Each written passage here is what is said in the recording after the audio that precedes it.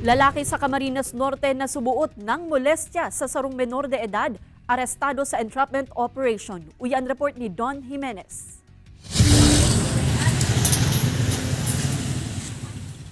Arestado ang sarong lalaki sa pigkasang entrapment operation kan Camarines Norte Provincial Anti-Cybercrime Response Team asin Daet MPS sa Barangay 5 Daet, Camarines Norte. Sa initial na investigasyon kan mga otoridad, enot nang nag-report sa kapulisan ng 15 anyos na biktima huli sa subuot pang momolestya kan sospetsado.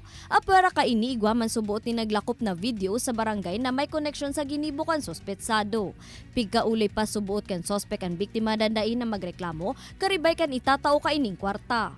Tinakot pa subuot kan sospek ang daragita na kung dai siya makikipaghilingan, ipapadara kainian mga pribadong ladawan sa mga kabisto kaini. Duman na subuot nagkondusir na entrapment operation ang mga otoridad na nagresulta sa pagkakadakop sa nasambitan ng lalaki. Nandun po siya ngayon sa Daet Police Station nakadetail. Kakasuhan po siya ngayon dito ng 11313 yung Spaces Act at saka yung pag-violate dun sa 7610. Katakod kaini nagpagiramduman ng mga otoridad sa siisayma ng mga nabiktima kan siring na krimen na day na magduwa-duwang magdulok sa mga otoridad tanganing tulos na magibuhan in maninigong aksyon asin mapugulan na ang siring na mga salanggibo. Yung mga biktima po dyan, huwag silang magkatubiling magreklamo dito sa ating kapulisan para mabigyan po ng justisya yung kung ano man ang nagawa sa kanila. Ini si Don Jimenez, Balitang Bicolandia.